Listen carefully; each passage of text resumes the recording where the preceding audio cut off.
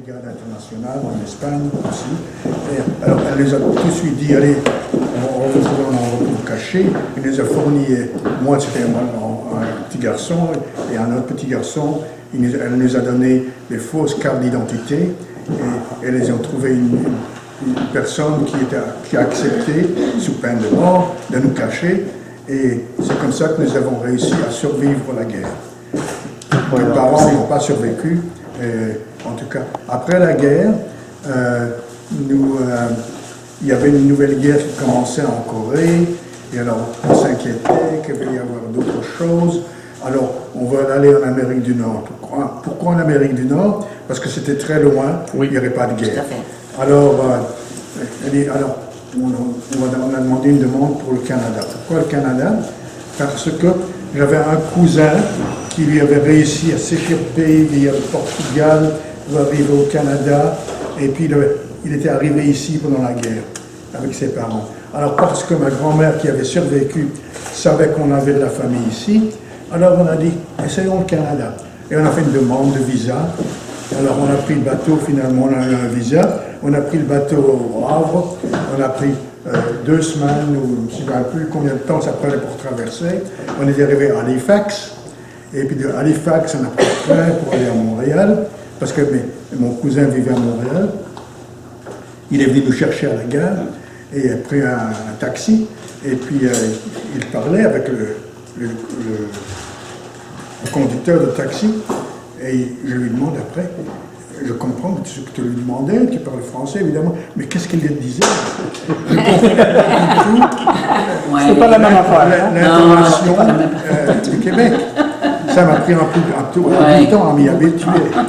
En tout cas, comme Monette, je voulais m'inscrire au high school, et on m'a dit non, vous n'êtes pas catholique, alors il fallait chez les Anglais, et je ne parlais pas un mot d'anglais, en tout cas, j'ai appris à parler anglais au moins. Ça nous a aidés. Ouais. Et puis, non seulement ça, mais à l'époque c'était comme ça, dans les années 60, je voulais continuer à McGill, et je ne pouvais pas, parce qu'il fallait, si on était juif, il fallait avoir 80% de moyenne pour être admis à McGill. Je ne savais pas. Oui.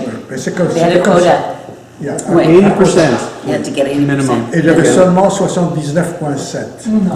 Donc je n'ai pas pu être admis à McGill. Alors, je suis allé à l'école des Beaux-Arts. Et voilà, c'est pour ça que je suis là. Est-ce que je peux vous poser une question? Vous avez vécu ici au Québec.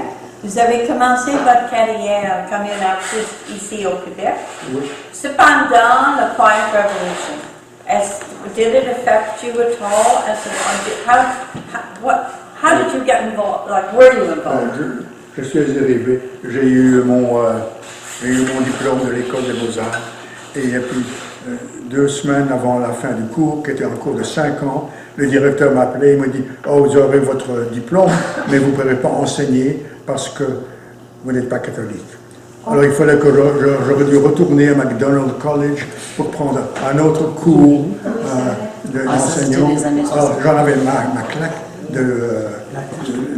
jusqu'à 67. Oui. Alors j'ai commencé à travailler, j'étais gardien de nuit, vendeur de chaussures, j'ai fait toutes sortes de choses. Et puis, mais je continuais à faire de la sculpture que j'aimais faire. Alors un beau jour, j'avais envoyé une pièce à Québec, il y avait des concours annuels de la province, et à mon surprise, un jour, je reçu une lettre me disant que j'avais gagné un prix à Québec. Alors, je suis allé à Québec chercher mon prix qui était de 500 $, une fortune pour moi à l'époque, et puis je suis revenu à Montréal, j'ai quitté ma job de gardien de nuit, j'ai pris l'autobus, je suis allé au Mexique. Et puis au Mexique, j'ai rencontré quelqu'un là-bas, j'ai reçu des photos de ce que j'avais fait. Alors il m'a demandé de devenir son assistant. Alors, je n'étais pas payé, mais j'avais un endroit pour travailler et j'ai pu observer ce qu'il faisait. Alors, j'ai pris des cours d'espagnol pendant que j'étais là, j'ai pris des cours de lithographie et ma première expo, c'était une expo de lithographie et je suis revenu à Montréal un an et demi après, 2 ans, et j'avais fait des photos de ce que j'avais fait. Alors je suis allé voir une galerie à Montréal, bien connue, la galerie Agnès Lefort, et C'était une galerie, elles prennent toujours des artistes d'avant-garde à l'époque. Et elle a vu mon travail, elle m'a offert de m'exposer.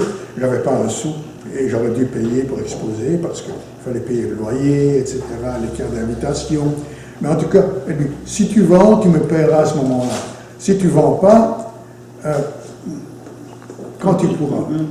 Alors c'est grâce à ça que j'ai pu exposer. Alors j'ai emprunté un billet de tramway pour aller à l'ouverture de ma propre exposition, qui était un mercredi soir, et tous les journaux apparaissaient le samedi, avec toutes les critiques d'art et ça. Et comme ça, le samedi suivant, du jour au lendemain, j'étais devenu un sculpteur très connu au Québec. Incroyable. C'est grâce à ça que j'ai finalement été invité à aller à l'école, pas l'école des Beaux-Arts, mais à l'Université du Québec à Montréal qui se créait à ce moment-là. Et parce que je parlais français, parce que j'avais un diplôme, que j'ai tout été connu comme sculpteur, j'ai été invité à donner un cours. Alors j'ai commencé comme ça. Et petit à petit, ils m'ont accepté. Mes étudiants avaient des diplômes universitaires, moi j'avais rien. Et puis, mais en tout cas, ça a été comme ça. Alors j'étais pendant 30 ans à l'UQAM et à l'Université du Québec à Montréal. And if I can just footnote you at this point, because I'm your wife and I'm allowed to butt in. To footnote to pass. Le voyage était long, hein?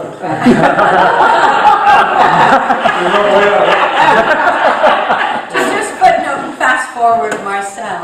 Les affaires de l'école, nous, quand on est arrivés aussi, on avait notre fils, que dire, il ne voulait pas l'accepter en français.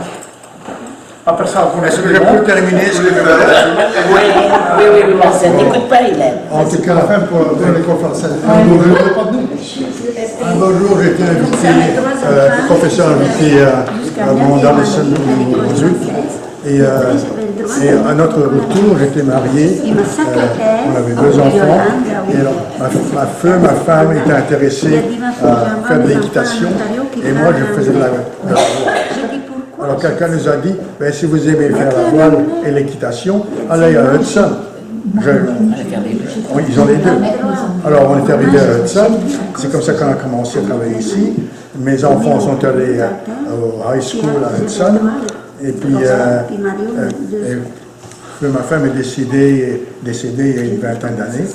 Et c'est après ça que j'ai rencontré Hélène et qu'on s'est mariés ici. Donc, on s'est baladant avec nos chiens. En tout cas, ça c'était une autre histoire.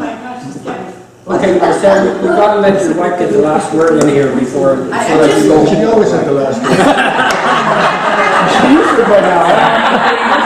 I just want to footnote, fast forward and footnote Marcel's career.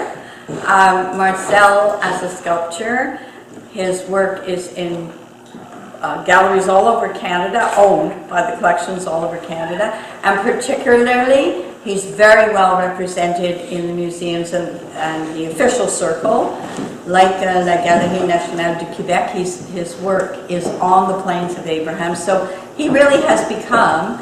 And about 4 years ago in Parliament, when they were starting the Holocaust, the Holocaust Memorial, they had a very special year where they brought in Yom HaShoah, brought in people that made a contribution to Canada. And Marcel was recognized as an artist that had made a contribution to Canada as a first-generation immigrant from the Holocaust. So here he is, living in Vaudreuil-Soulanges, and I'm married to him.